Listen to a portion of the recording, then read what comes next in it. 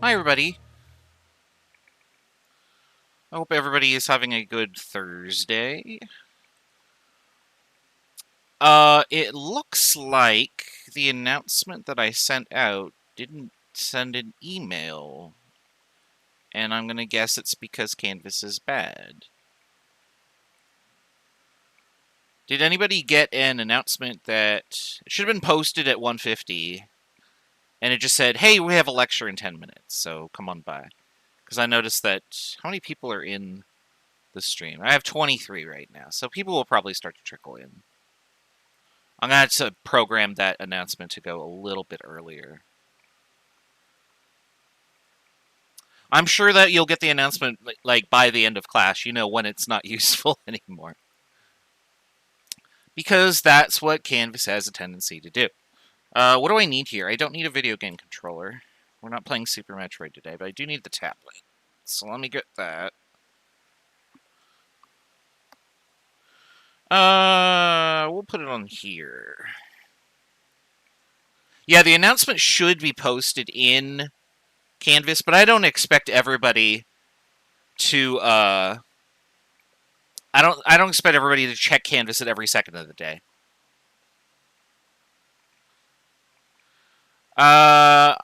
There is a typo in one of your words. Is that dynamics? Probably. Dynamics and energetics basic info from Unit 1. No, I don't think that we need to cover those in this class. We might mention some of the units for those, but we're not going to cover those concepts in this class. We're going to talk more about energy in 162, and then dynamics is its own separate engineering topic. So today we're going to keep it simple. We're going to work with numbers. Everyone's favorite numbers. When you are working with numbers in chemistry, we need to operate in such a way that the measurements that we take match up with the measurements that other people take. What that means is that we need to, one, minimize error, and two, we can accomplish that by everybody performing the exact same operation. What that means is that if you are given a tool like a ruler or something, there is a specific way to use it. The point of Chapter 2 is going to be to talk about how to use tools to obtain measurements, and then what we're going to do is we're going to look at numbers and assume that those measurements were already made for us, and the number that was written is the result of that tool. And so we're going to need to interpret what that means for us, and then how we can use that information to consider error in all of the numbers that we look at. So that's the point of Chapter 2. It sounds a lot more difficult than it actually is, but this is probably the first part of the class where people see stuff and they're like, oh, I don't know if we've ever talked about this before in high school or early chemistry or whatever. All right, so the first thing we want to do is talk about what a measurement is. When you are in the laboratory, whether it's for chemistry or physics or whatever, oftentimes you're going to need to ascribe a number to the thing that you are working with. For example, you might have like a block, and you want to know how heavy it is, so you go and measure its mass or its weight, or depending on what other application that you have. Or maybe you want to see how fast something falls, so you hit the stopwatch and then you hit it again, and you look at the stopwatch and you see what the number says. I'm just grabbing physics experiments because they're simple. Chemistry experiments, here's some examples on the board here. How much of this blue powder do I have? Well, maybe you're trying to do an experiment to quantitatively measure like reaction with oxygen. So you need to measure the mass before and after. Maybe you need to know how much fluid you can put in the test tube, so you need to know its length, and then multiply it by its diameter or something like that. How much liquid can you put in the beaker before it fills up? That's written on the side, but what do those numbers mean? All of these are ways of making what we call measurements. Where's my pen? There it is. When you make a measurement, you are taking the substance in front of you and ascribing some sort of property to it in the form of a number. Now, a measurement by itself is kind of useless, it turns out. Because if I tell you my weight and I say I weigh 100, half of you are going to be like, hell no, he doesn't weigh 100. I can see his picture down there in the bottom left. There's no way a guy that big weighs 100. And then the other half of you might be saying, oh yeah, kilograms. Yeah, that's fine. So measurements by themselves aren't so great. We need to actually give some other property to our measurement.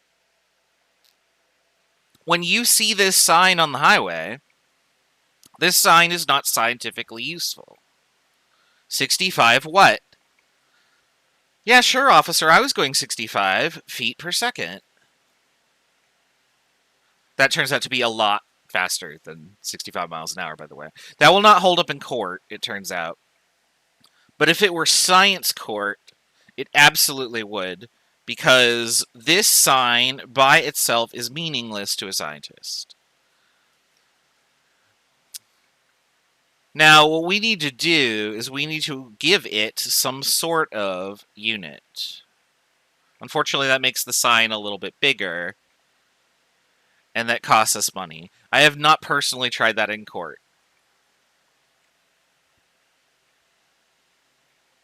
Maybe I should someday. Hi, I'm a scientist. You didn't put the units on your answer. I'm going to have to deduct points. And depending on how the judge is feeling that day, he will probably let me off or hold me in contempt and then throw me in prison. Those are the only two possible outcomes. So what we need to have on any measurement is we need to have a unit. So whenever you are writing down numbers, the units are important.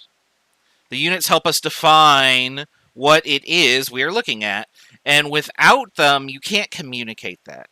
Now, I know a lot of people, when they are taking an exam or whatever, and they write numbers down for the answer, for example. So I might ask you, like, how many centimeters are in 2,500 kilometers? And then you just tell me a number, and you just write it down. Even though the problem sort of implied that, yeah, you're trying to solve in centimeters, if you just write the number, it does get marked wrong. However, we are working online using Canvas, which means that if you type in your units, it doesn't know what to do with them. So the units are going to be important when you are trying to communicate stuff on paper. But depending on the application,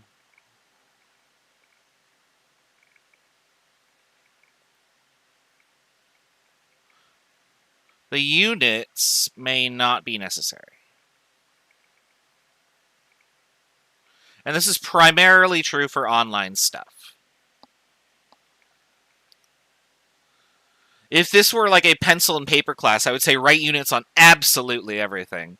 Yeah, I'm very good at writing diagonally, apparently. I'm not really sure why.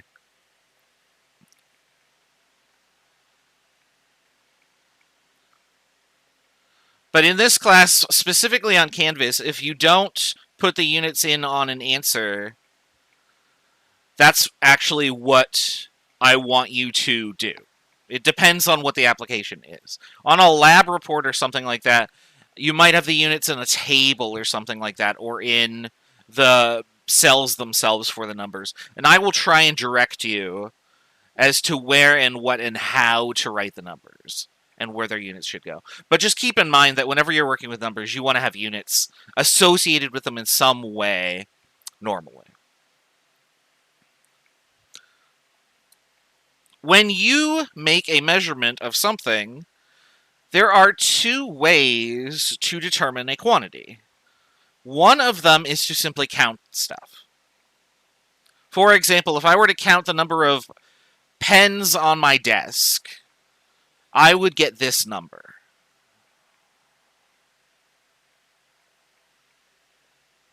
There are 3 pens on my desk. Yeah, I don't know why there's 3. They're the pens I used to use for grading, you know, when I had papers to grade in person. Now, would it make sense for me to do this instead when I was... I gotta get a different color here. Should I instead have said something like this? Do you think that there's any error with my ability to count pens? Or to count to 3. Can you count to 3? Surely you can count to 3, right? So when you count something, adding this sort of boundary to let people know, like, hey, this is off by 1 in either direction, it doesn't really make sense for something that's counted. We're only going to ever have error if we're making really, really, really large estimates of something. But if I count something, I'm going to get the number right. We're going to say that anytime you count something, the measurement you're making is exact. Counting is very simple, relatively speaking, to the stuff that we're going to do. And it's not going to have any error associated with it. Now, definitions, it turns out, are a form of counting. Oops, that was pretty bad. For example, if I say that there are 1,000 millimeters in a meter, then what that means is that I counted out 1,000 millimeters and said, okay, this collection is a meter. So at some point, counting was involved in that process. And that's nearly universally true. There are some exceptions to that. For example, centimeters to inches is a weird exception. But anything that involves counting is going to be an exact number. What that means is the number that we're looking at is exactly what the number states, and there's no error associated with it at all. But some numbers are not like that. Let's look at an example of a number that would be considered counted. For example, how many people are in the lecture right now? I had already checked that, and I forgot that I was doing this. So it looks like there are this many people watching the stream right now. 15 might be a problem for pens. Unless it was 15 plus or minus like 10. Then you either have a serious problem or not much of a problem. We have 43 students watching. Is YouTube going to miscount that, do you think? Is the actual number of students actually... Is it actually this? That doesn't make any sense, right? You can't have a fraction of a person. So it's going to be rounded to a whole number. And because YouTube is something made by Google, which means that there is absolutely nothing wrong with it ever, you can't see my grimace on my face, but I'm trying to say that with a straight face. Since it's something that the algorithm is counting, we're going to assume that that is a counted number and that that would be exact. So if I tab over and I look at the analytics and I see that there are 43 people in here, I could trust that there are 43 connections made to this stream right now, and that 10 minutes ago there were 34, for example. Like, I have this chart here that I can see. Let's talk about inexact numbers. We already talked about definitions, so we don't really need to talk about that more. Where is my cursor? Oops. Get rid of this. Are they all students? I actually don't know the answer to that. I assume that there are not crazy weirdos out there randomly browsing the internet for people who are giving lectures during a pandemic so that they can learn basic chemistry. But I do know that I have a story about that, actually. Last quarter, when I was teaching online, another student at Edmonds was trying to find their instructor's lecture, but he was using Zoom, and this is a friend of mine. My friend's lecture was on Zoom, but the student didn't know, so they went to YouTube, and they somehow found my lecture. So they sat on that for like 10 minutes, and then started asking me questions. And I was like, oh my goodness, this person knows who my friend is? Are they stalking me? And then I get a text message from my friend, like, after that class, where he said, yeah, I had a student who apparently went into your lecture. And I was like, oh, thank goodness it wasn't like some crazy stalker. On the board here, I have some definitions for other things that are out there. And these are things that are kind of strange, but these are actually definitions that exist. For example, what is a second? We have to define a second using a phenomenon that is reproducible. And the reproducible phenomenon that we took is how far does it take light to travel this many meters?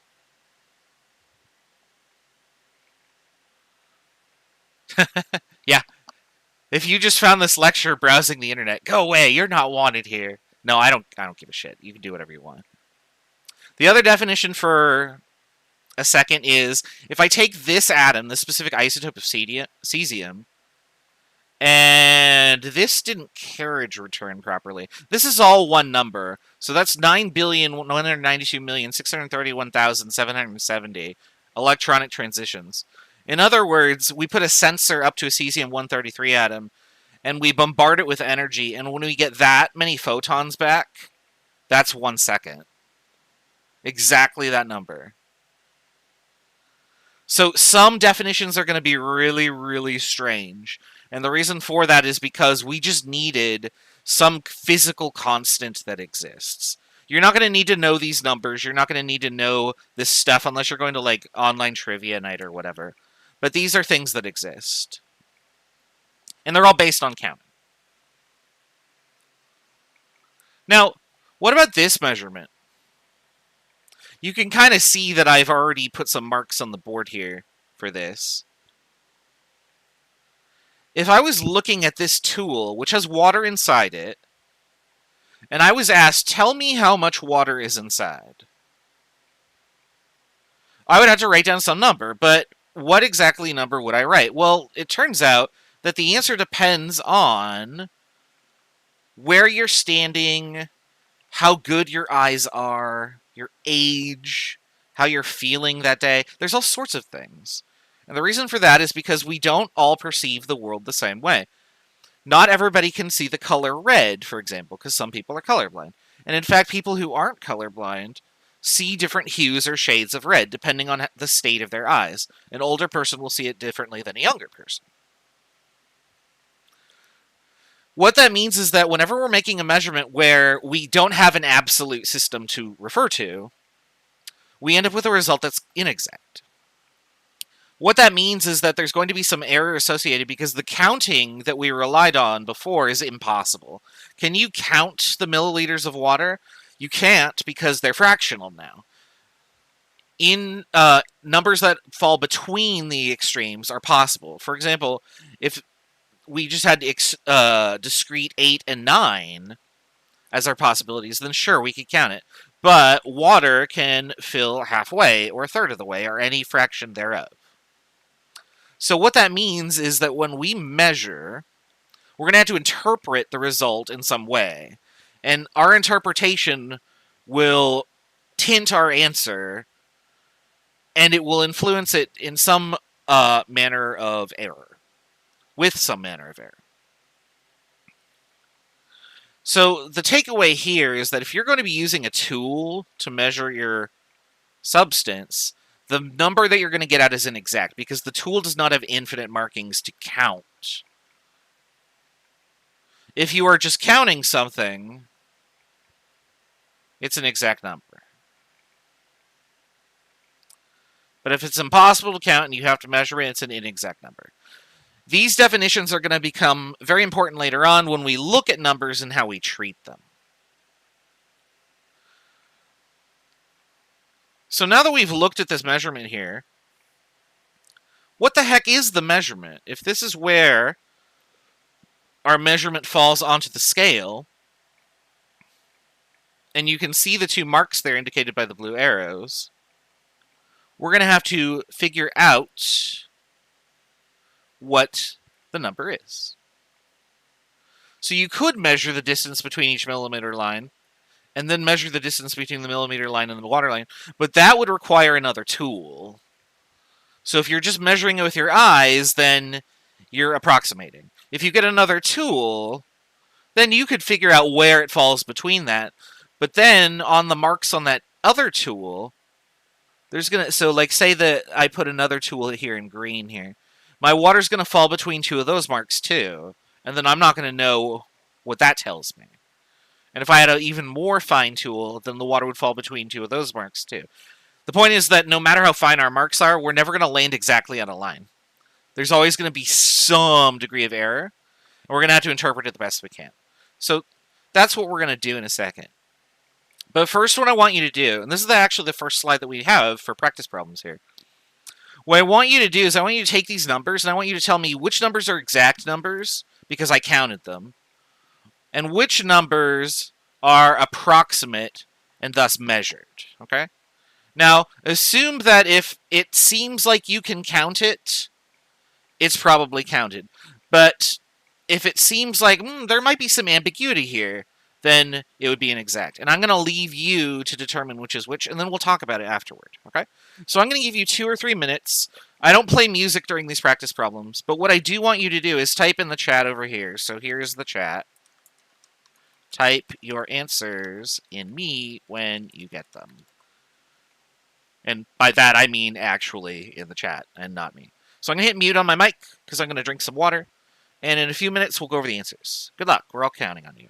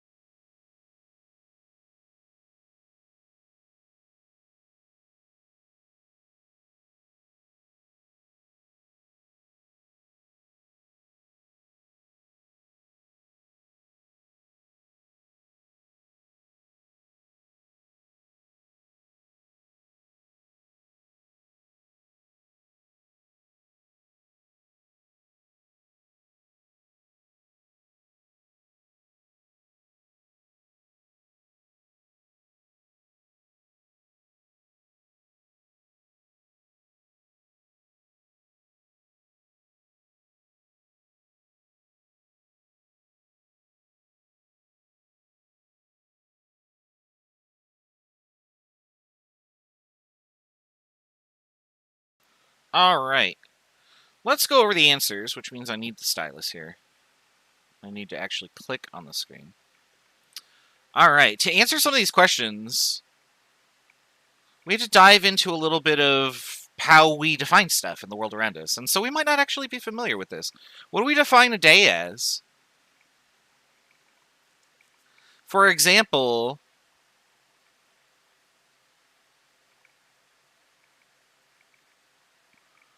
we would agree that there is one day in this period between Monday and Wednesday, right? How many hours are in that day? Now, obviously, it's 24, but is it exactly 24? Or is it like 24 and then there's an extra minute in there or something like that, or an extra half hour or something? Now, we're excluding Persona 3 from this because Persona 3 has the dark hour, which doesn't count. That's not a real thing. Yeah, we have leap year that takes care of all that extra time, right? So we as a society have determined that we are going to use a 24-hour period to define our day. And what ends up happening is that we do slowly advance forward. And then what ends up happening is we add a leap day every leap year. But as far as like time is concerned, time is a construct, and we've defined a day as 24 hours. So this is exact.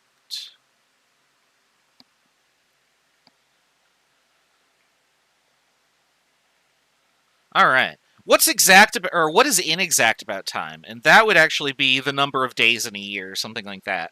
Because the Earth doesn't quite make it entirely around the sun in 365 days, which would be 365 times 24 hours. It actually needs a quarter of a day extra to get to that point. And so that's where leap year comes in, is, every year we add on about an extra quarter of a day. And so after 4 revolutions around the sun, the next year is 1 day longer to accommodate the fact that we needed that extra time to get to a year. What else did I want to say about time? It's not exactly a quarter of a day. In fact, there are things called leap minutes and leap seconds that we have to add in to try and keep our clocks lined up as best as we can. You can read about that in Wikipedia, but those are things that exist. All right. I drive 13 miles to get to Everett Community College. Do I drive exactly 13 miles?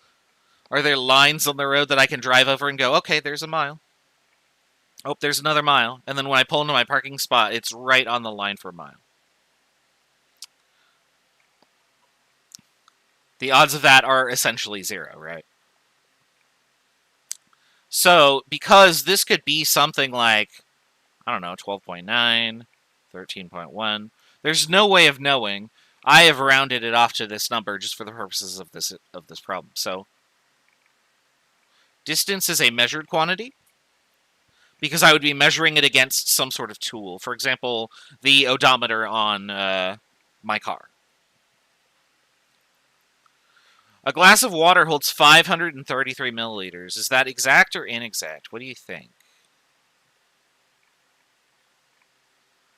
Can volume be counted, or do I have to use a tool to measure it?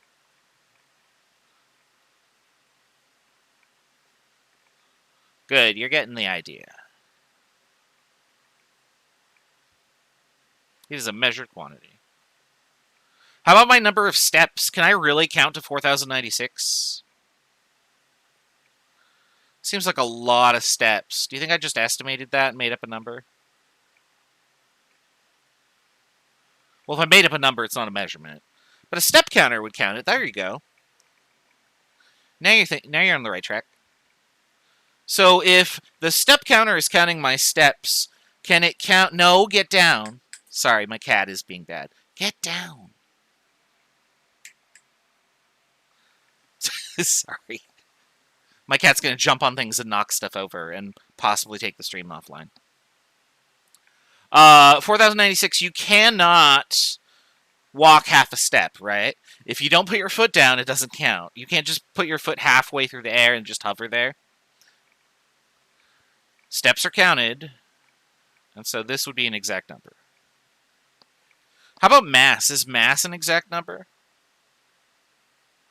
Could my Jeep weigh exactly 2,009 kilograms? Just slide everywhere. Then you've taken 0 steps. But you know what? You have had fun, and fun is an inexact quantity. You can't measure that. Mass is inexact, though. You're right. And then finally, the year is 2020. And we'll be more specific. 2020 Common Era. This is probably the most important part of this slide right here.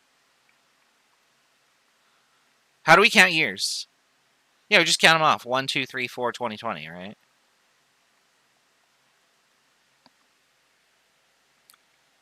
In fact, years are a completely fictitious construct that we've made up. Like, in nature, years don't exist. Like, that's not a thing that you can go out and discreetly point at. We have just created that term and then linked it to, oh, this is how often we go around the sun. But the act of orbiting around a star is not a year itself. All right, there you go. So those are practice problems. Hopefully this has helped you determine what the difference is between exact and inexact numbers. Let me know if you have any questions about that. Let's move on to using that information to measurements and how we use tools to do that. Now, whenever you are doing a measurement in the laboratory, a good way to make a measurement and get a reliable result is to take the measurement multiple times. What about skipping instead of walking? We might have to define those as skips because you do that little hop on one foot before you like take like a jump. Dun dun dun dun dun dun dun dun. But yeah. Sorry, I will answer any question.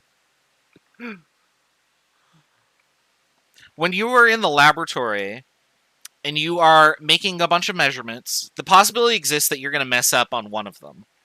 If that was your only measurement, then you're kind of screwed. And the reason for that is you would have a large amount of error that would be interpreted as the correct answer. But if you have multiple measurements and you make a mistake on only one of them, then your error is averaged out. Now, what types of error are possible? So what we're going to do is we're going to look at different ways that we can get error in our experiments. So here is a vial of water. And this is where the water line goes on the thing. Let me see if I can do that a little better.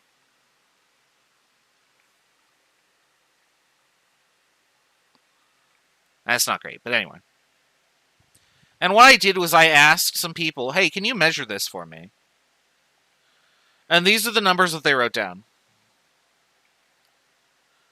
So first of all, exact or inexact? Is there an exact or inexact quantity of liquid in this vial? And then secondly, who is correct? So it's definitely inexact because we are measuring it. Good. Whose answer is correct? The first one, the second one, the third one, or the fourth one? Or is nobody correct? Or is everybody correct?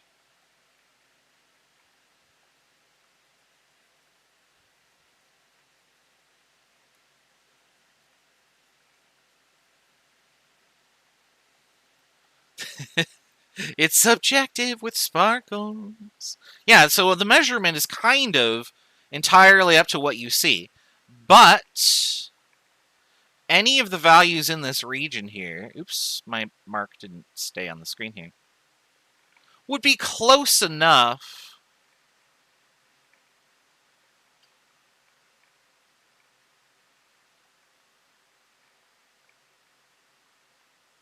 that's supposed to be a C there, to be acceptable. And you're right, there could be errors on the marking of the vial. Maybe the lines were painted slightly off because the device that was painting them wasn't calibrated correctly or whatever.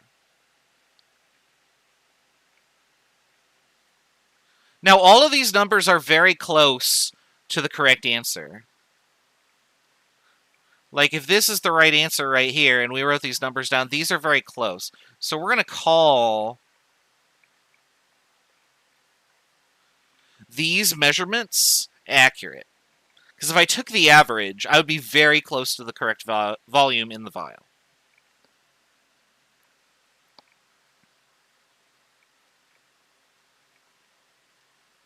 Now let's look at just the... Oops, that's not a good circle.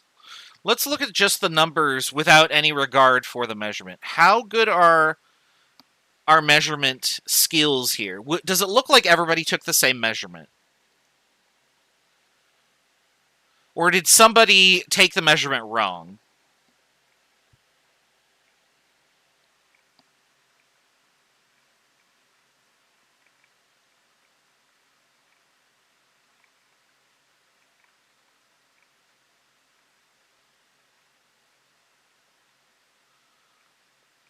It looks like all of the measurements are pretty close.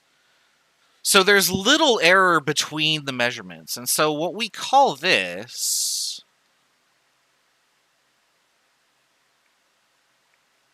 is precision, or precise. If a tool is precise, it gives you the same answer every time. If a tool was imprecise, you would use it and you would get unreliable numbers. For example, if you had like a machine that's supposed to put 100 marbles in a bag to sell them to children, or whatever, and the machine was precise, you would get 100 every single time. But if it was imprecise, then one bag might get 110, and then the other one might get 80, and the other bag would get 94, and so on and so forth. There'd be a large variance between the results. So accuracy determines how close your number is to the correct answer, and precision determines how close all of your data points are to each other. Oh, sweet, we got the notification for going live at 2:38. All right, thanks, Canvas.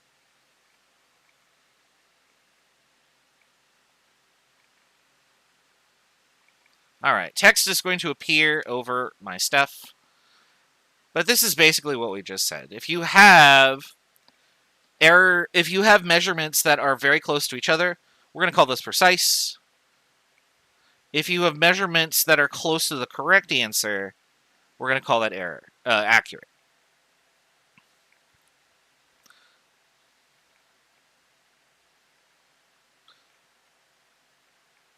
And we'll just highlight everything important for those of you who are watching this in the future.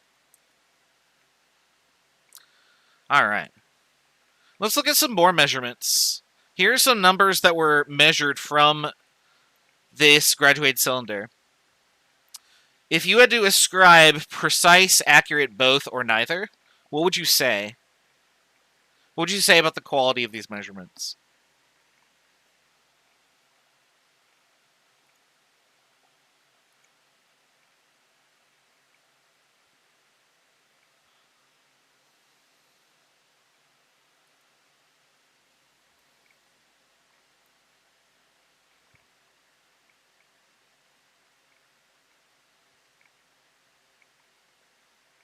Oops. That's the wrong thing. There we go.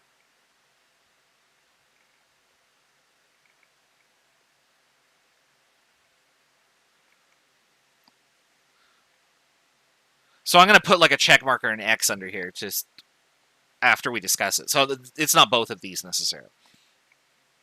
All right, so we got a bunch of people saying that it is inaccurate. Why is this measurement not accurate?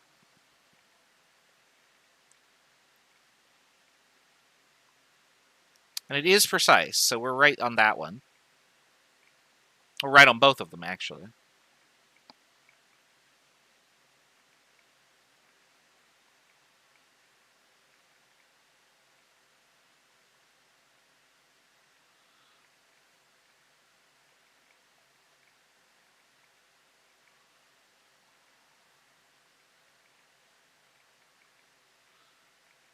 That's supposed to say true, but my pen kind of skipped there. T-R-U-E. There you go.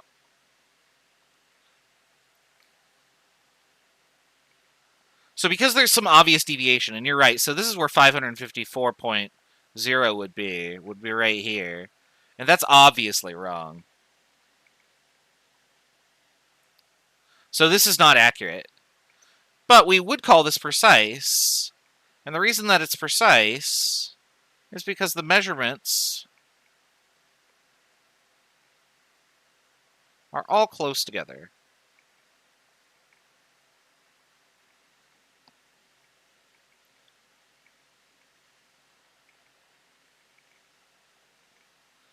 And there you go. Now, the question that I want to ask you is, how the heck did this happen? How can you make 4 measurements that are all the same error? Because there's on the screen here, we have all the same error. They're all relatively close to each other. But they're all off by like 2 millimeters. Or 2 milliliters, I should say. How did this happen? How would you consistently get a number that's too small?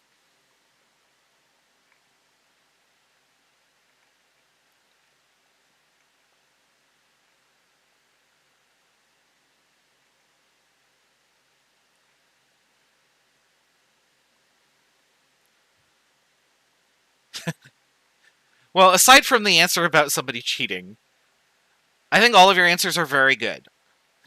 Although the cheating one is definitely plausible. So the angle of observation could have influenced this. For example, if I stood below, so here's my eye, and I look like this, what I could see is, oh, there's my water, but where does it cross the line? And the answer is right there. It rained after the measurements were taken. I like that one too. So depending on where you are standing, you can have parallax error in your measurement. And I actually have an example of that somewhere coming up. And we're going to see a video of that soon. So let me clear all the text off the screen here so that people who are watching this later can see it. All right. Oh, there we go. There's my parallax error. So let me, oops, I put the pen in the holder here, which is actually a Roadhog statue. I put the stylus in his little hook. Where's my Streamlabs? There we go. So I need this tool, and I do that. And you can, oh, you probably can't hear it because I have it muted here. But, let's see here. Window capture. Okay, that's the window I want, but it's not showing up. Oh, that's way too big. Hold on.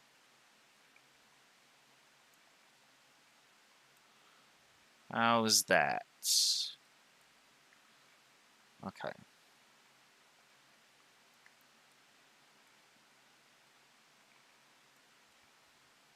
Alright, so I'm going to hit play here. And hopefully the resolution gets a little better here. This looks to me like the answer is about 2.41 grams. So this guy's using a balance, and you can see that right here is where the little mark is. And from our perspective, it looks like it goes just past the 4th mark. And so he's going to say 2.41. But then he's going to stand on the other side. If I were on the other side here, and I looked at it, I'd say, no, you know what? That looks a little bit more like maybe 2.66 grams. And so you get a huge amount of error depending on where you stand. So what's the correct way to make a measurement for this sort of thing? And the answer is, well, we're going to try and stand directly in front of whatever it is that we're looking at. So whenever we eventually get back to the laboratory, I mean, it'll happen someday, if you're using a tool that has like a slidey bar or has a scale that goes up and down, you want to have everything level and right in front of you. All right, so that's my parallax error movie. All right. Now, an error that is something that we repeatedly do is called a systematic error. A systematic error is an error that occurs because of how we are collecting the data and then interpreting it. All systematic errors affect the accuracy of your data. And the reason being is that if you do the same mistake repeatedly, you're going to have the same error repeatedly. Now, if you make the same mistake repeatedly, your answers might all fall very close to each other. So you can be precise with systematic error.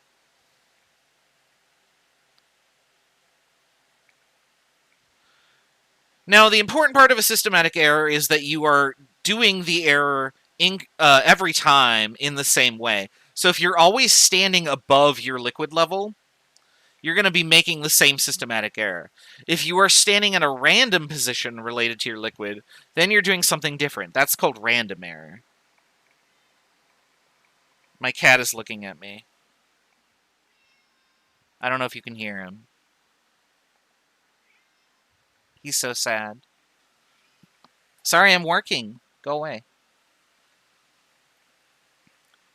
All right.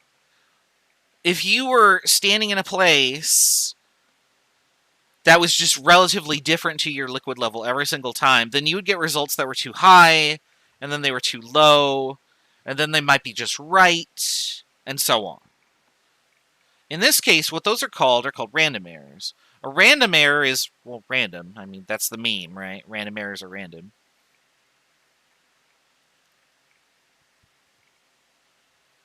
Now, where do random errors come from? And the answer is, well, they're random. If you do something randomly, you'll get random error. But even if you do everything correctly, you will still get random error. For example, suppose you are in the 4th floor of a building. Our chemistry labs are on the 3rd floor, but somewhere high up. And there is seismic activity in the region. What that would do is that would cause everything to shake very gently over time. If you were using a balance, you might get numbers that are slightly off, or they might fluctuate. Heck, you don't even need seismic activity. Maybe you live next to the subway and something shakes occasionally. And when you're weighing something, the scale shakes and you get a weird number. Maybe you're measuring the temperature of something and then the heater kicks on. And then slowly the room cools, so your second sample is when it's colder. And your third sample is when it's colder still, but then your fourth sample is when it warmed back up. So there's all sorts of situations where random errors can come in that affect your data. Now, how does this affect accuracy? Well, if you have very random data, it's going to screw up your accuracy. But random error tends to just affect precision. Uh-oh, am I mean to my cat? No, my cat's just being needy right now.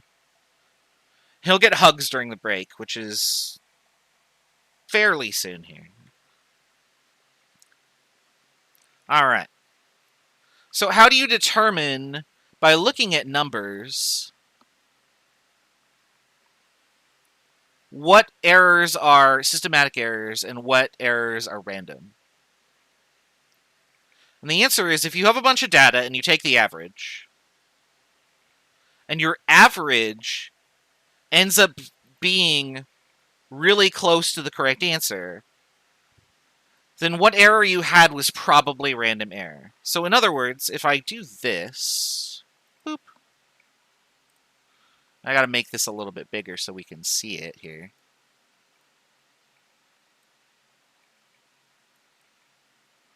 Okay, so there's our slide.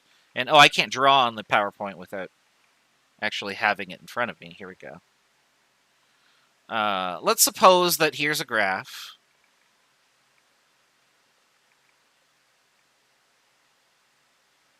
And there's the correct answer, whatever number this is. But when I took my data points, I did this. I got this number as a result, I got this number as a result, I got this number as a result, and then I got that. The average for these looks like it would be around here.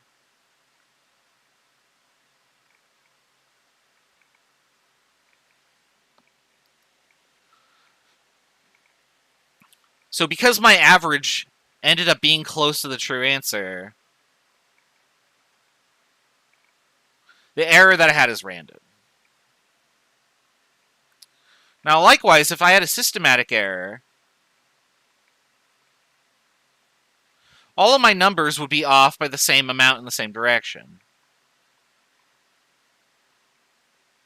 So here's my average, which would be something like that. Oops, I lost the pen tool there.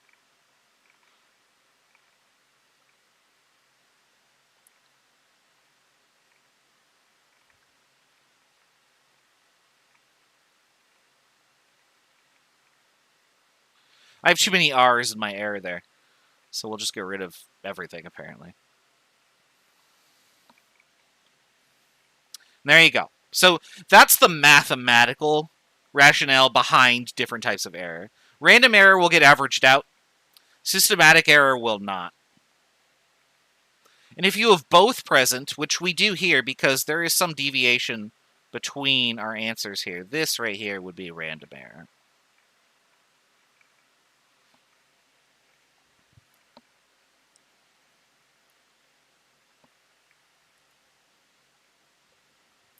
There we go.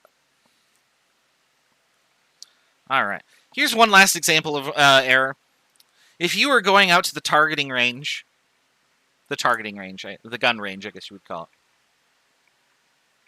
Yeah, my lines were not very good. Well drawn there. If you were going out to the firing range, and you shot at a target, and this was the result that you got, congratulations, you're awful. This is a novice. This is somebody that might have gone the first time. If we take the average of their result, then what we end up getting would be something like this.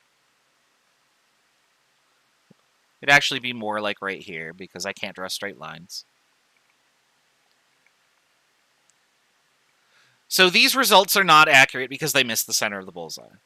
They're not precise either because they're not grouped well together.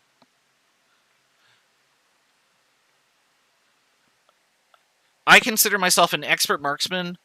When I went home to visit my family, I grew up on a farm in the country. And I shot a revolver at a soda bottle from about, I want to say 50 to 100 feet away. And I hit it dead in the center. So I have shot one thing once and hit the target directly.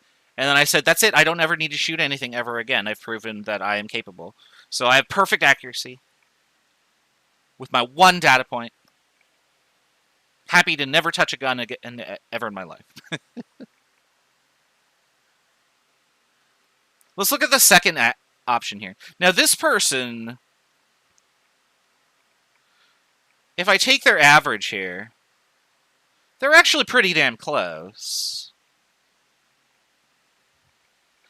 Hi, Sophia. Yeah, we were just talking about that. The canvas is hopeless.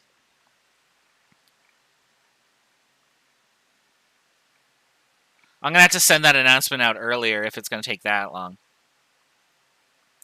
If I look at this, I'm actually really close to the center of the target here. But I'm only getting that way because taking the average, I got lucky. So this has a lot of random error associated with it. Despite that, the answer or the result is still accurate. This person over here actually knows what they're doing. However, there is something wrong with the sight on their weapon because they are a significant distance from the target, but they get the same result every time. This right here, this demonstrates somebody that has skill. So precision is actually very hard to get. This right here is my orc gang leader that I play in Shadowrun, who has like a 7 in pistols and a 5 agility, so he throws 12 dice and hits everything dead on the first time. And this clustering of these represents high level of skill and also accuracy. his marksmanship actually isn't his primary skill. He's actually a shaman. But one of the kinds of characters who learned to use magic very, very, very late in his life and is also very bad at it, which is fun. Hey, I'm a terrible mage. Woohoo! Alright. This slide basically just says, be as precise and accurate as you can. Take multiple measurements that will help reduce your error. Of the two things, this is the more important one. But of course, we're not going to really have lab practice in this class because we don't have any glassware to give you. We can't go into the campus, etc., etc. But later on in chemistry classes, when you do start taking lab courses and are able to go in, what you want to be doing is do stuff as precisely as possible. And yeah, the labs will be posted on the canvas. More information on that, we'll talk about that a little bit later at the end of the period, because I'm going to make the video for the first lab. I'm going in tomorrow to record it, and then I'll talk more about that too. All right. Before we start using tools, which is what this slide is going to get us into, when you use a tool to make a measurement, that tool is going to influence the quality of the measurement that we get. We're going to look at a tool like this on the next slide here.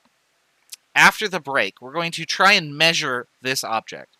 But since we're going on a break, I'm going to cover it up with this. I got to get the clock out here. Hold on. That's wrong. That's from yesterday when I was hosting a stream. So hold on.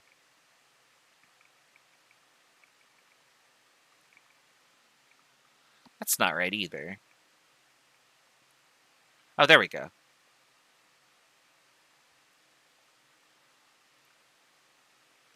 I've broken my timer. No, why? Timer. That's not right.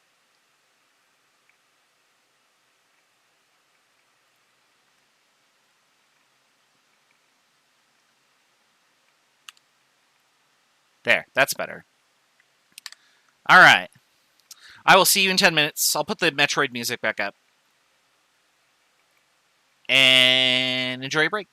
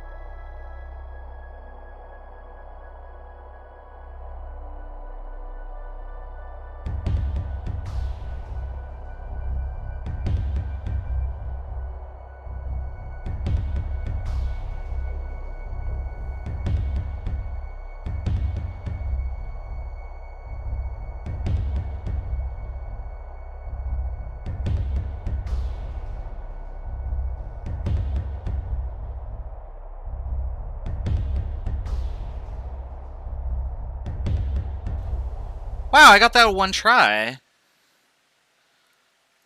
That almost never happens. Hold on, where's my victory?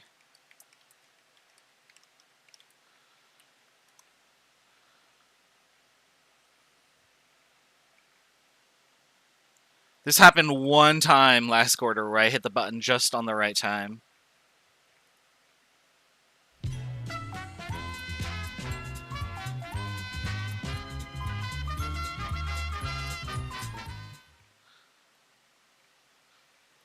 If you don't know what that music is, then you've never lived. But where am I clicking? I'm clicking there. There we go. Sorry. The wow. That was just me. I am kind of loud, but all right. Let's talk about measurements. Before we do that, I want to check one thing real quick. Where am I?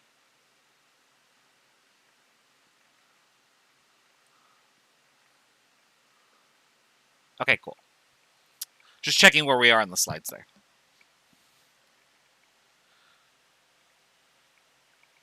All right. Let's talk about measuring things. What is the correct way to measure something? The answer is don't let your Pokemon die. No. If you have an object and it falls on a scale, inevitably, your object will fall between two of the marks. And this will always happen. Now, the possibility exists that you will land as... Oops, that's not as good of a depiction as I was hoping. The possibility exists that you will land on the line such that you can't tell which part of the line it's on. It might look like it's just right on the line. In that case, what we'll do is we'll include the line and then the next line up. Because we know that if we were to zoom in enough times, we would find out that it is not exactly on the center of the line, because that's how measurements work, is we can't land exactly on the line. The line is infinitely small. When we make our measurement, we're going to look at the two spaces that our object falls between, and we're going to record the value of one of those.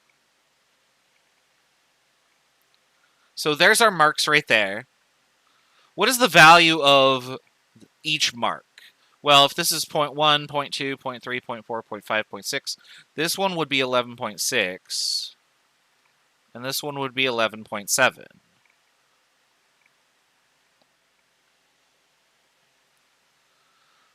Well, since we know that our object is not 11.7 centimeters long because it didn't make it that far, we're going to use the smaller number as part of our measurement.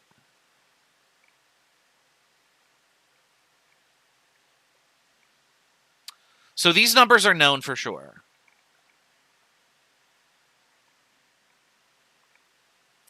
The next thing that we need to do is we need to estimate how far down the ruler does the object actually go between the marks.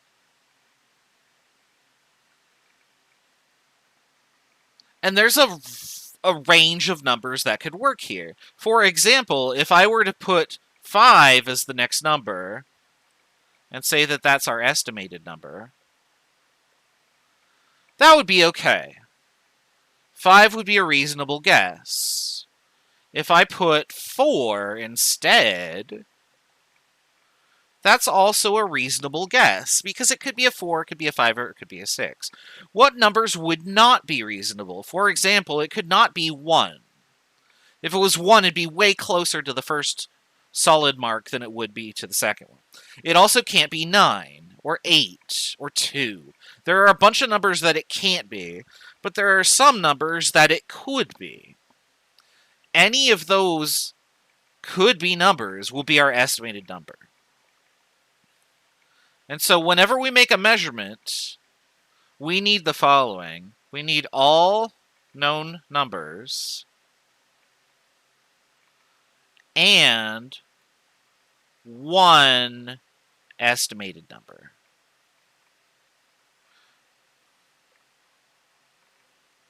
I don't know what happened there with my pen. But there we go. So whenever you make a measurement, those are the rules that we're going to follow. Draw the lines that the object falls between, write down all the known numbers, and then estimate one more number. Okay? That way you are going to get the same result every time.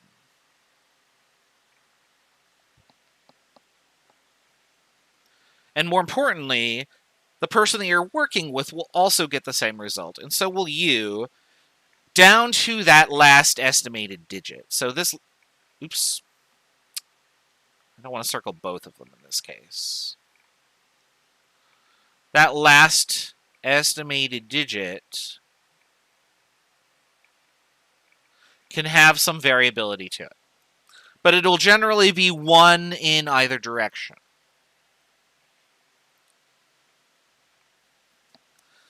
So again, here are the rules for measuring any object so that you have those handy. So you can pause the video and write those in your notes or refer back to them or whatever. They're on the slides. So again, identify the values between of the marks that the object falls between. Write down the smaller one because those numbers are known. And then estimate the next one digit. All right, so let's look at some examples. What number should you write down for the measurement of ruler A?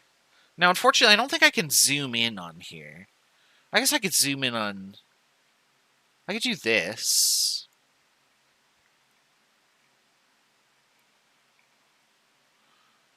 I can't zoom in on PowerPoint, but we could do this. We can make it really big. All right, so what would be an appropriate measurement for ruler A? While we're doing that, let me just clear the screen here of stuff.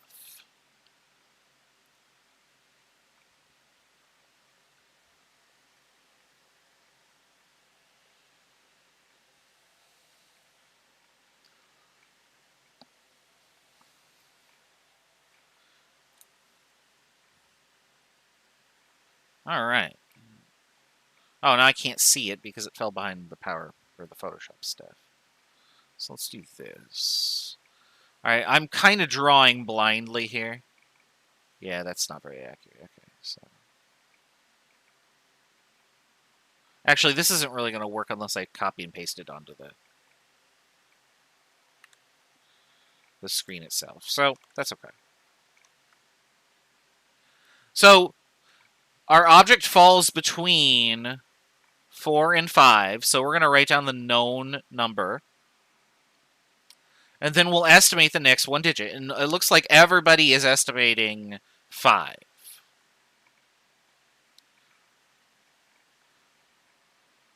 So we'll count that as our estimated number. And then we put the units down. We want to match up the units with the tool. Even though 45 millimeters is equivalent, this tool measures in centimeters, so we'll just leave it in that. We can convert to millimeters later if we need it. All right, so let's do this. That's not what I meant to do. I have to do this in kind of a roundabout way here. There you go. Let's look at ruler B. We're going to measure the same thing. So this was A. What would you write down for ruler B? And I can make it a little bit bigger if you need me to here.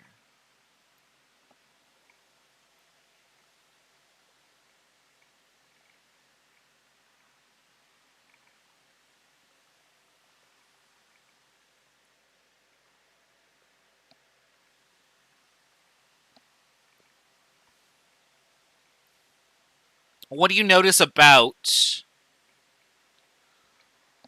the number of markings and how many digits you get to write down?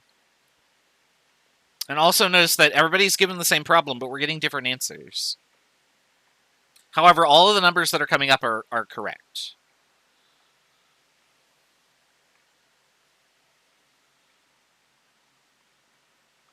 Oh, I still have the timer on the slide. We don't need that. That can Go away. That was from Metroid Knight.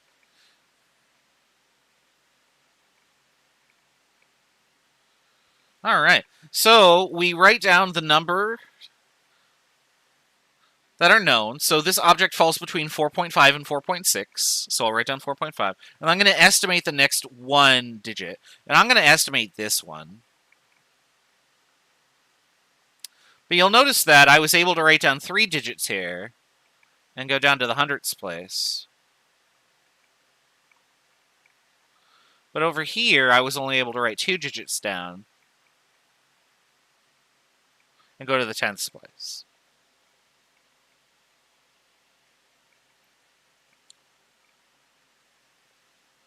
Now, I can't put that many digits in there because I would just be guessing them. At some point, the estimate becomes unreliable because the tool doesn't give us enough information to do that. So I can't actually guess the next 2 digits or 3 digits or whatever.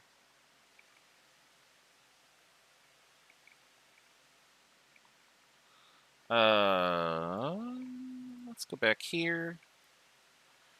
Then that, and then there we go.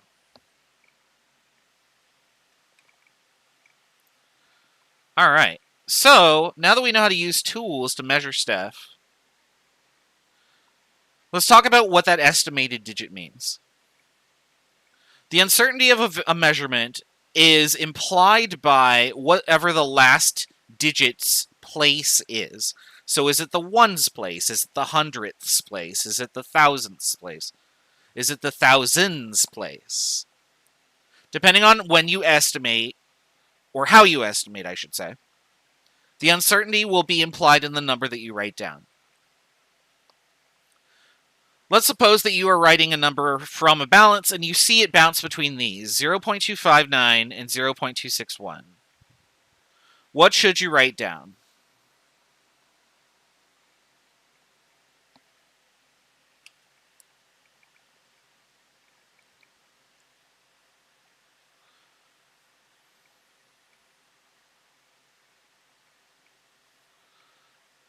And so I'm going to write down a few possible answers.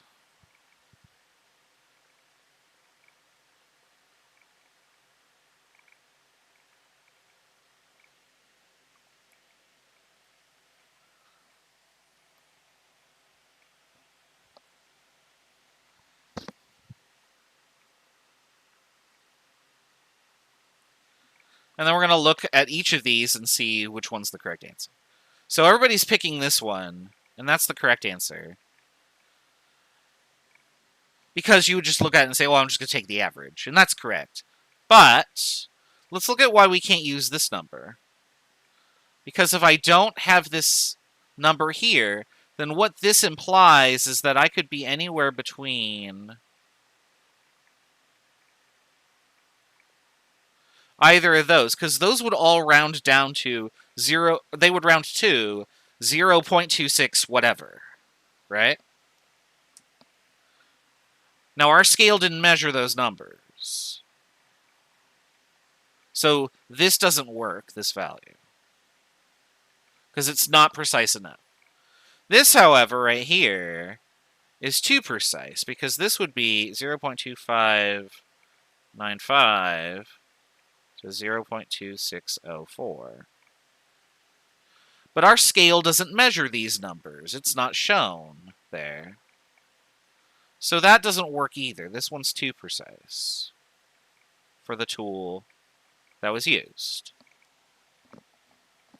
So whenever you're looking at measurements and trying to round and represent uncertainty, the uncertainty is always going to be in the last digit. But we want to retain the place for all those numbers. We don't want to drop places and we don't want to add extra places, because that's going to imply that we know more or less about our numbers than we actually do.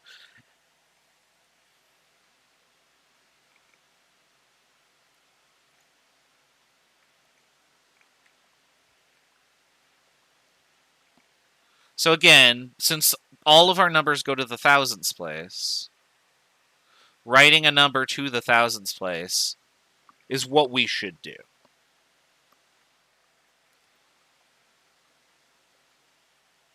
Now, even if the number is 0, for example, this number right here ends on a 0, but if you were to punch it in your calculator, it would do this. It turns out your calculator doesn't know what precision is, and so your calculator will interpret numbers incorrectly. So be very careful about that. That 0 is important, and you do have to write it. Because that 0 being there tells us we know that this number is good to the thousandths place. That thousandths number is estimated, and the 0.26 are known.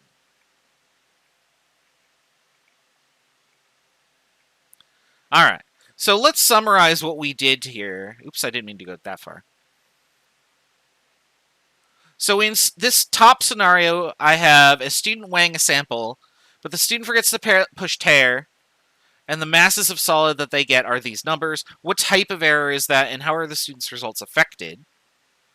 And then 2 students measure the graduated cylinder and report these numbers. What type of error is that, and how are the students' results affected? So I'm going to give you 2 minutes to do this, because these are relatively simple problems. Just talk about error and precision. We're going to talk more about precision in the next section. We talk about sig figs. I'll be right back. Go ahead and type your answers in the chat when you got them. We'll go over the answers in a second.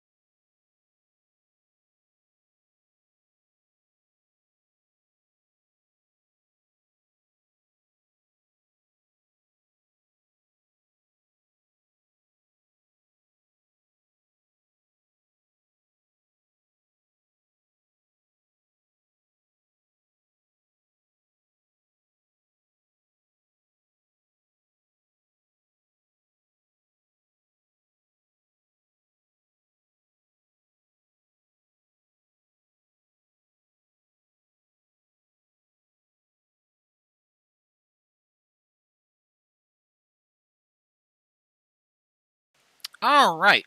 I see a bunch of answers on the screen. Let's go over the results on the slide.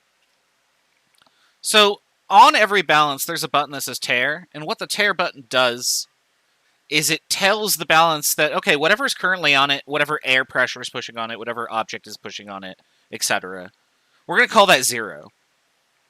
If you forget to do that, then when you put an object on it, it adds its mass into whatever there is. So these numbers are all going to be too high by 3 grams, because that's the mass of the weighing bed. So what type of error is this? Well, they're all +3, which is the same error made every time. So that is a mass. Hold on.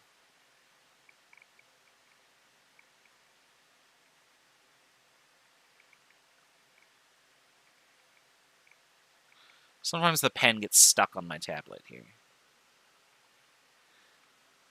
Like, not physically stuck on the tablet, but I mean, like, when I drag it across the surface, it doesn't register that I'm doing that.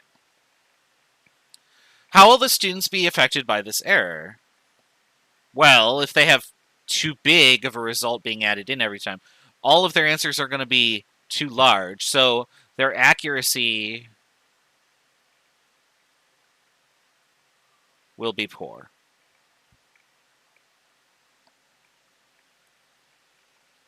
However, their results might still be precise.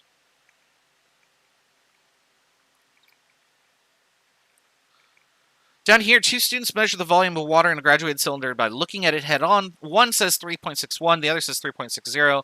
They then fight over it.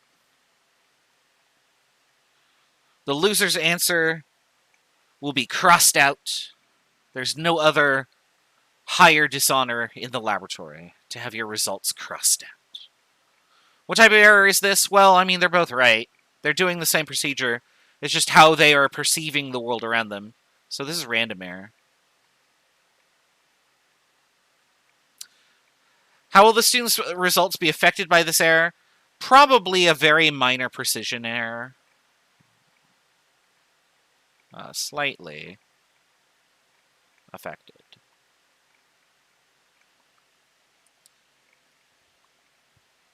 But to be fair, being off by 1 within the last digit is about as precise as you can expect for 2 humans doing a task, I would say. All right, any questions, let me know. We're going to do one more section today. We're going to talk about numbers. And then on Tuesday next week, we're going to use those numbers with math.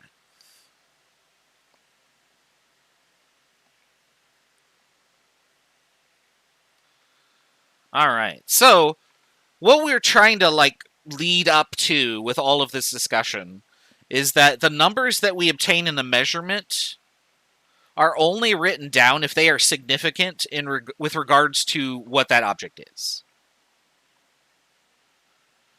Is the variation in the first example part of systematic error? So let me get a different color here. If you are referring to... That's not a color that I can see. Oh, come on. There we go.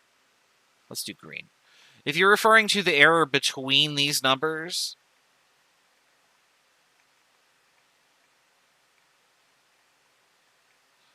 then these are varying by about 0.1 each, and I would say that that's random error, because who knows what the correct amount was to weigh out. It could have been 1.2. It could have been 1.0. It could have been 5 grams. It's hard to say, really. But the deviation between those is most like a random error, because we don't know much about the process. I would assume that since they're all around 4.2-ish, then the procedure was asking them to get some X amount of solid, and the student just ended up getting 3 grams less of the solid every time because the weighing bit was added in there.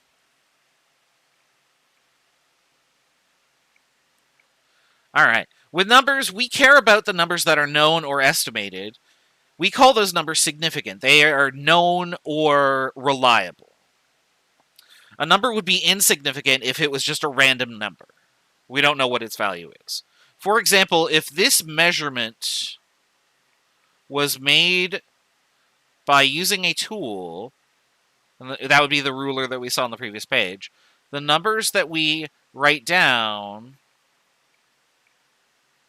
are either known or estimated. So these three are known, and this last one is estimated. And so what that means is that our tool had marks that went down to the second to the last place. So this would be 0.6, 0.7, 0.8, 11, and then whatever. But let's suppose that I had a much better number like this. So again, these digits would be known, and this would be estimated. So if I had my tool, then this would be 11.648276. This would be 11.648277. 7. And our object would fall right in between those two. Now, obviously, to get this many digits right here, you would need a super precise tool. So if you know that many digits, the tool you're using is very, very, very, very precise. And as a result, we write down more numbers. The number of digits that you write down is going to be relevant. So whenever we look at numbers, we're going to have to do this sort of process. We're going to have to take the number that we see, envision what tool is being used, and then interpret that as a number of significant figures, where the more significant figures that are present, the more fine the tool was that we used.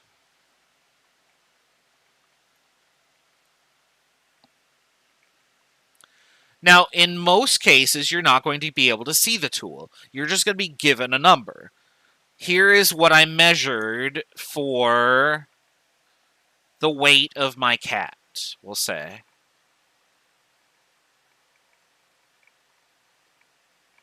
There you go.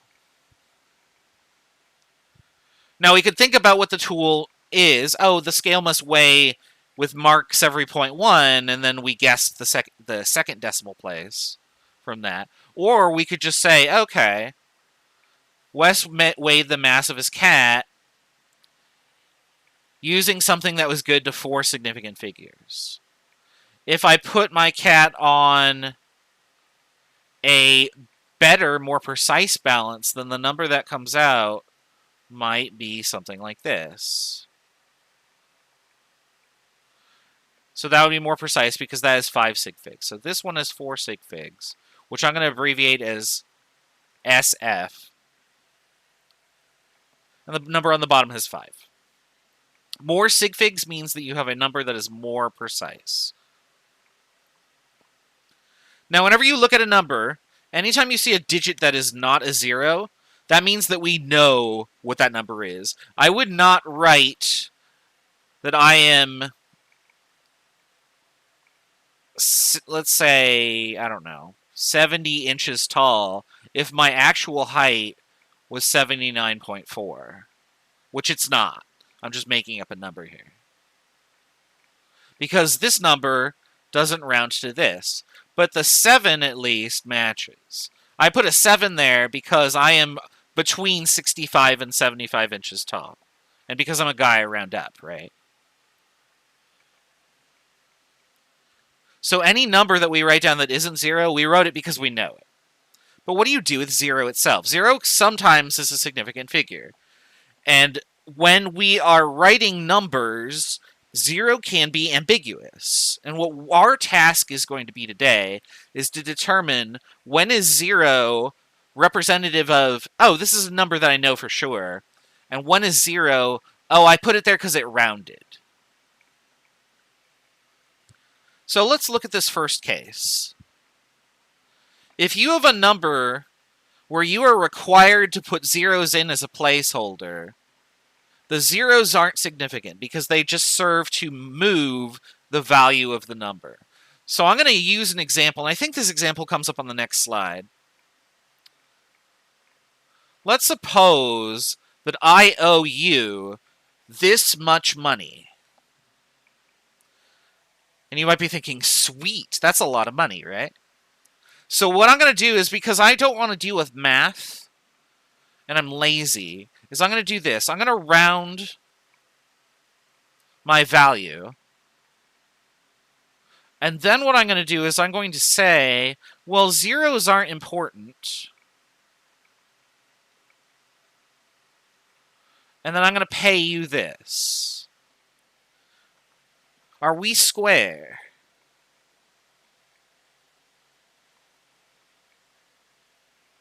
Not just no, but expletives no, right? Like, hell no, we're not square. What the hell? If you owe me thousands of dollars, you don't get to just pay me 4. Like, that's not okay.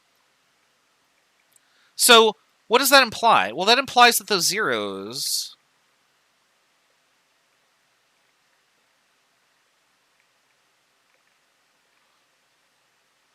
they're important, but not because of their value.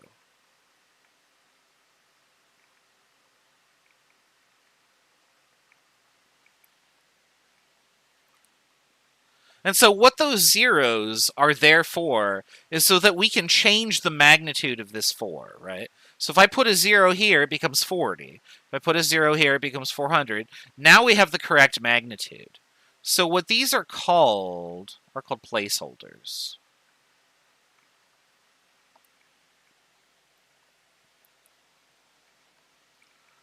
Placeholders are not significant. The purpose of a placeholder is just to get the magnitude of the number correct. Because 4,004 are not the same number. Which we've just proven, because you'd be very upset if I paid you $4 when I owed you $39.96. Or $3,996, I guess. Saying it the other way implies that there's a decimal point there. Now, if we knew what the value of those numbers were, like if our answer that we actually had was this, but I said, okay, I'm going to measure with a tool that only really lets me estimate thousands, then this would round down to 4,000, and only this only that number would be retained, because that's the only one that we know. The rest are just lost, because that information wasn't used.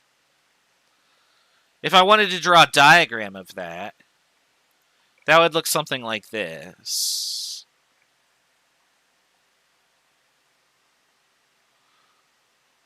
And so remember that when we're measuring something, there's our only known number. So if I only have one significant figure, it means that I don't have any known for sure. This is my estimated number. So if I had a bin like this, and it went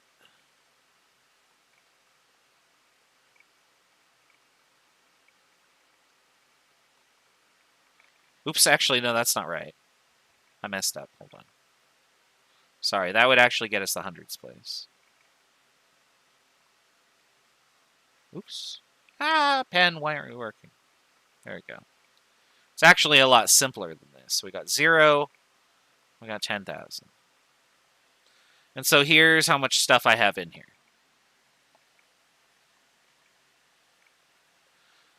Well, what number do I know? Well, if I was up here on 10,000, I would know the 10,000s place. But since I've fallen between these two marks, 0 and 10,000, all I can estimate is the next place after that, which I would say is that.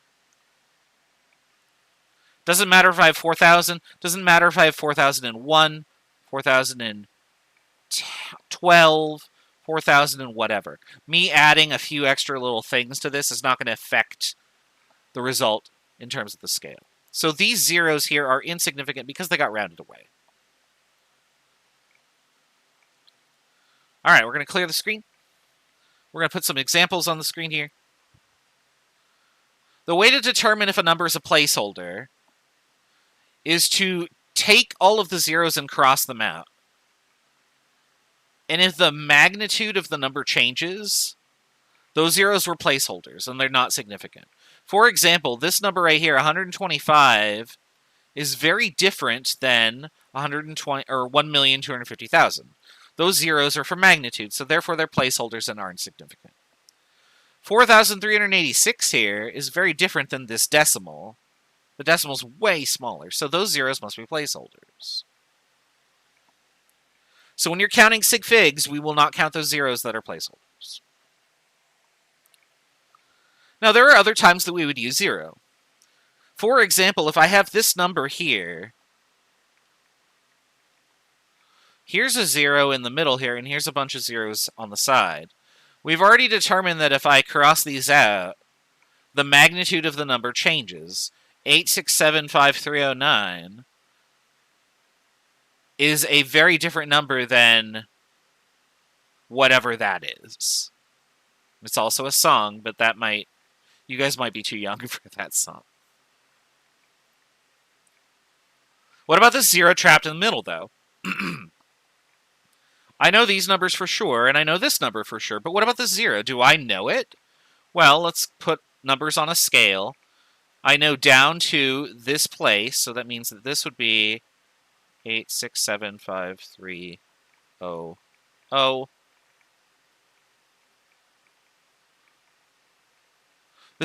Oops, that's not the right number. This is how they determined what number to use for Jenny's phone number in the song. And we'll say that my object falls right there. So this is the smaller mark, so I'd keep all of these digits. And then I would estimate the next digit to be 9, and that's how I'd get that number. So what that means is that 0 right there is known.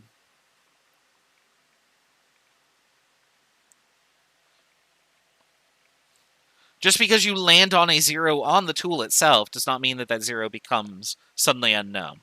Because that would be really weird. Your ruler would be good for 4 significant figures all the way through, except for landing in certain spots where it would only be good for 3. And depending on which 0 you landed on, it could be less. Like, that would be weird. Alright. Now, there's a rule called the decimal rule. I'm trying to find my pen here, and I can't find it.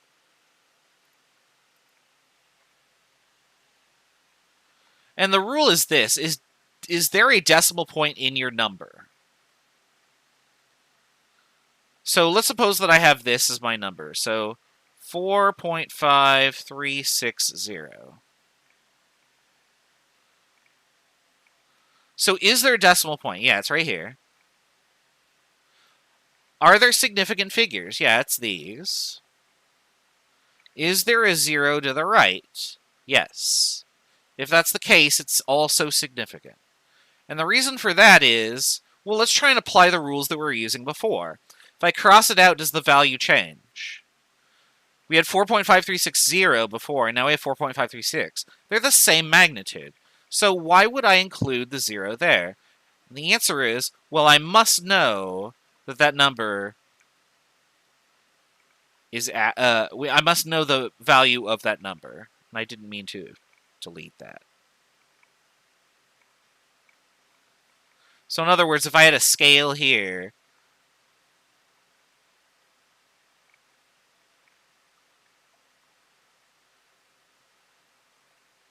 and these were where my marks were, then this object would fall right on that line. And so I would estimate the next digit to be 0. So decimals are where things get tricky. Just remember this decimal rule. Find the decimal point. If there's a decimal point, underline your sig figs. Any zeros to the right are also sig figs too. There's an example that you can't see. We'll just erase all the ink here. So let's go through those rules one more time. Is there a decimal? Yes, there it is. Where are the sig figs that are non-zero? That's these guys. There are 3 of them. Any zeros to the right are also significant figures. Anything to the left is just a placeholder. So how many sig figs are there? 1, 2, 3, 4, 5. Because those zeros count.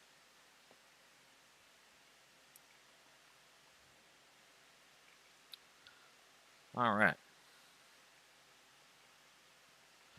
Now, this is an example that comes up occasionally. And this messes people up because they're not prepared to interpret decimals in this way. This is a possible number that you could have that has a decimal point. If I write this number with a decimal point, I have to use the decimal rule, which means, okay, there's my sig figs. Are there zeros to the right? There are. They all count. If I write this number and I don't put a dot, then these count and these are placeholders. But that dot changes all of the rules, and you must follow the decimal rules whenever you see it, okay? So if you see 500 on a documentation, that's one sig fig. But if you see 500 dot, that's 3 sig figs. Be careful.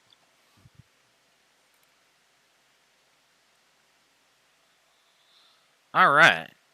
Some textbooks are really bad about this. I forget which textbook that I teach from in the past tried to make the assumption that every number it printed had 3 sig figs, but it would just write numbers without dots or anything, and it followed no consistency at all. I think that the online textbook does a good job about this, but my advice for you is to interpret every number by following these rules and don't make any assumptions. Don't assume the textbook is trying to do 3 sig figs all the time. Interpret the number as you see it written to the number of significant figures that it has. Okay? It must have been this textbook. So this down here, this is from our old textbook that we used for 140. Don't worry about that for now, because the online text is different. But here are more examples where we're counting sig figs. Remember that whenever you see a decimal, and there's zeros in weird spots, that's going to affect which digits you count. Okay? So be careful of those rules. The last thing I want to mention about sig figs is that your calculator doesn't know where is that slide? I guess I don't have it. Okay. Your calculator will not know what sig figs are. So if you punch in a number and you include all those zeros and hit enter or an operation or whatever, it's going to try and truncate all of them. And that's no good. So just be careful when you're doing this with your calculator. All right. Finally, let's compare exact numbers and inexact numbers with sig figs, just to bring it all home together, and then I'll give you the examples. If I were to count the number of pens on my desk, or on whatever student's desk had them, I think you had like this many pens. And you're going to notice that I put a big space here. Because this is an exact number, in theory, this is what that number means, right?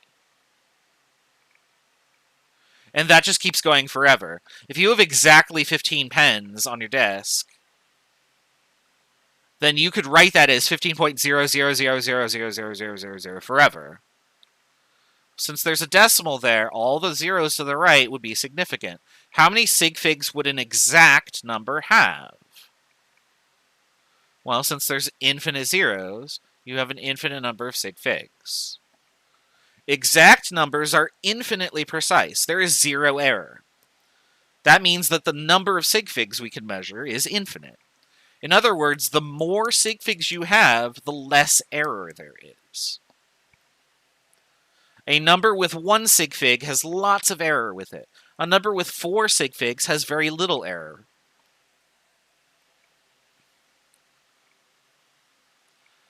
All right.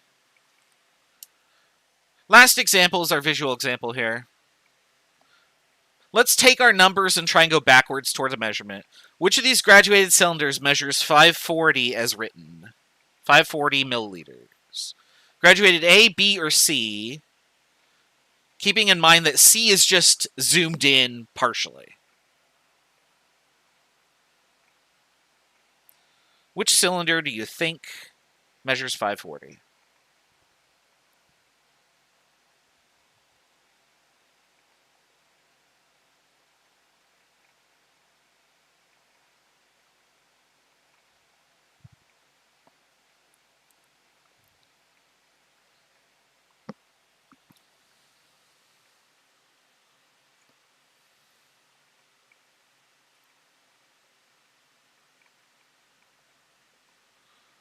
bunch of B's there.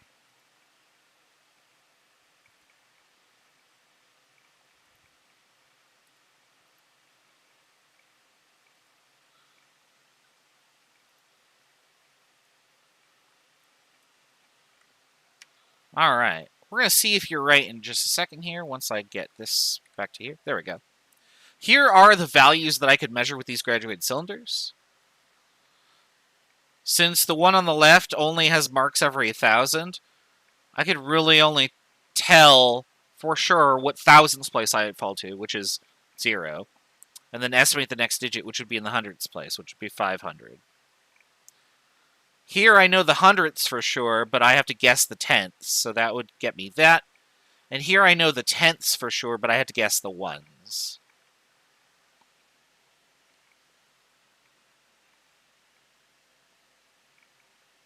C is actually a separate graduated cylinder. It's just that it is zoomed in on that section. So the most precise cylinder is C, but the one that gets you 540 in terms of the number that you would write down for that result would be B. And then here's the number of sig figs for each of those.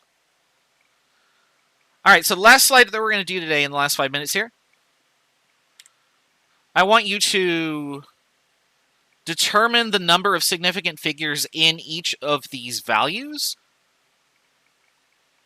Now, assume that they are measurements, even though YouTube would count the number of hits. I cannot actually show the video that I have linked here, but what I can do is I can put it in the chat, and you're allowed to click on it if you'd like. But when I made this slide, it had that many views. So tell me how many sig figs that has that number.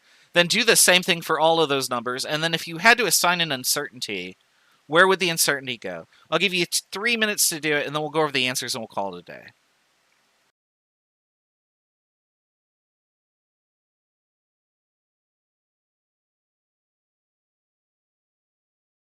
I don't know. You're going to have to click on it.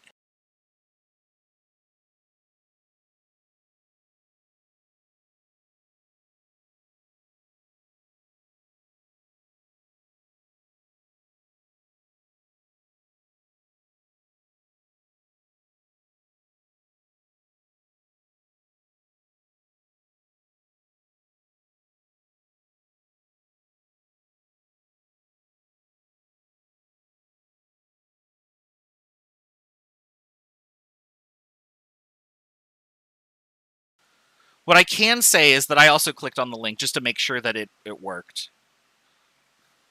And yes, it is Rick Astley. Never gonna give you up.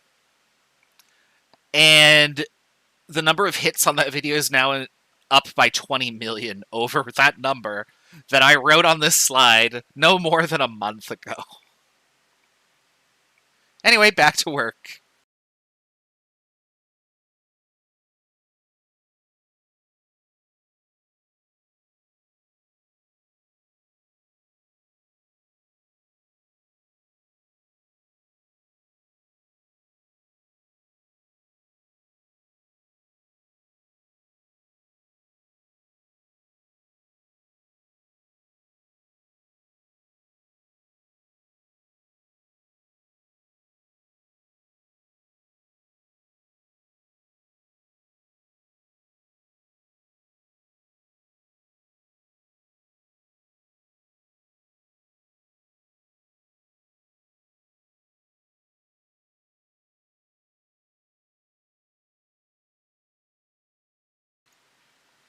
All right, I see a bunch of answers. We'll go over the answers here, just so we can wrap things up. So in this number, I would underline all of the digits that are non-zero. These zeros are trapped so that they count. So the number of significant figures in this measurement, we'll say, is 9.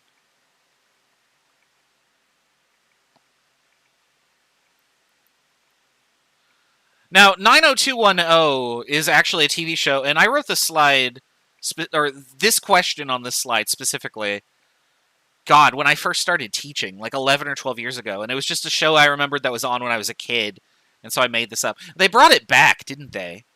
And apparently it got canceled, or I don't know. But if this is a measurement, then these numbers would be significant. This 0 would be a placeholder. And we would not count it because there is no decimal point.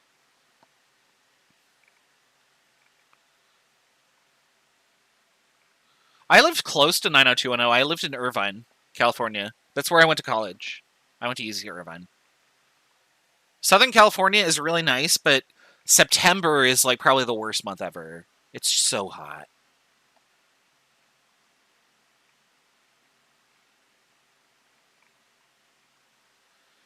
All right, number 3 here.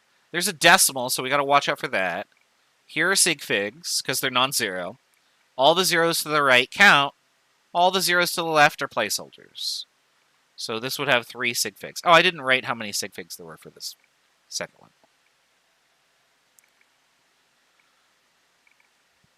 And then finally, decimal point again. Here's a sig fig. Everything to the right that's a 0 counts 2. So this one has 3 sig figs. So good. It looks like everybody is doing well on counting sig figs. And then finally, if we were going to measure the uncertainty on these, well, this one is good to the last digit, so this would be plus or minus 1. Here we're good to the tens place, so this would be plus or minus 10. Here we're good to, what is this? 10,000, so this would be plus or minus 0.0001.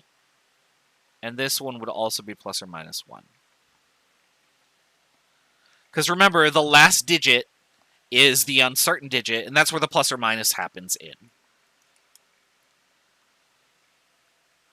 All right, that's going to do it for today. When we come back, we're going to learn how to use this knowledge and apply it to math, because we always care about error. We always care about sig figs. And so this is never going to go away. This isn't just, oh, that's cool that this exists, and then we'll forget about it. You're going to use sig figs for the rest of the quarter, and for the rest of science, really. So make sure you go and do the practice problems on that. We didn't finish Chapter 2, so I'm not going to post the quiz for Chapter 2. I thought we would actually get through Chapter 2. It'll show up next week, or maybe as soon as I'm done with it. I don't know. We'll see what happens. Anyway, and thanks for watching. Make sure that you are checking out the slides and all the Canvas stuff on Canvas, reading the textbook. If you have any questions over the weekend, let me know. I'm going to be available. Thanks for watching, and have a wonderful rest of your evening.